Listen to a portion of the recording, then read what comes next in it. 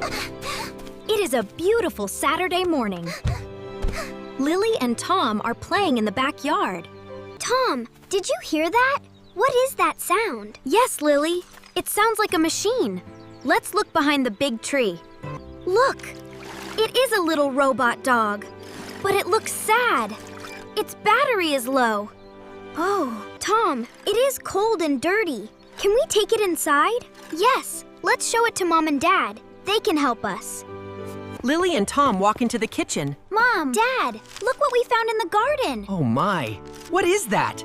Is that a real robot? How does it work? Let's look at the back. Ah, look here.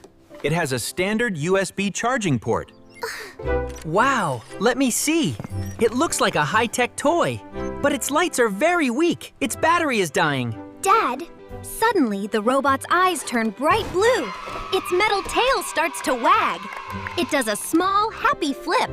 It is very cute. Look at its bright eyes. What should we name him, Lily? Let's name him Sparky, because his eyes shine like sparks. Suddenly, a small projector light shines out from Sparky's forehead. wow, look at the wall. Sparky is showing. Interesting. That looks like the Central Park. I think Sparky belongs to someone who lost him there. Does that mean Sparky has to go home? Yes, Lily. Think about his owner. Someone is probably crying and looking for him right now. We must do the right thing. The next day, the family goes to the Central Park. They are looking for Sparky's owner.